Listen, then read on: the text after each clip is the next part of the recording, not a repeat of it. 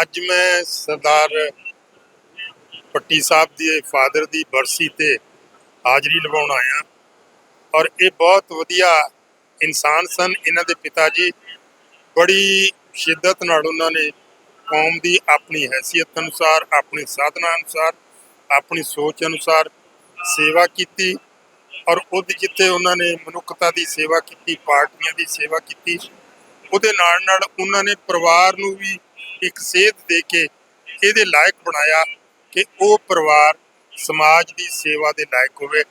ਔਰ ਮੈਂ ਸਰਦਾਰ ਅਜੈਬ ਸਿੰਘ ਭੱਟੀ ਵਾਸਤੇ ਪਰਮਾਤਮਾ ਤੋਂ ਦੁਆ ਵੀ ਮੰਗਦਾ ਕਿ ਜਿਨ੍ਹਾਂ ਨੇ ਆਪਦੇ ਪਿਤਾ ਜੀ ਦੀਆਂ ਪਾਈਆਂ ਹੋਈਆਂ ਲੀਹਾਂ ਤੇ ਚੱਲ ਕੇ ਇਸ ਸੇਵਾ ਨੂੰ ਬਰਕਰਾਰ ਰੱਖਿਆ, ਪਰਮ ਪਿਤਾ ਪਰਮੇਸ਼ਵਰ ਕਿਰਪਾ ਕਰਨ, ਦਇਆ ਕਰਨ, ਮਿਹਰ ਕਰਨ, ਇਹਨਾਂ ਦਾ ਪਰਿਵਾਰ, ਇਹਨਾਂ ਦੀ ਸੋਚ ਚੜ੍ਹਦੀ ਕਲਾ 'ਚ ਰਵੇ।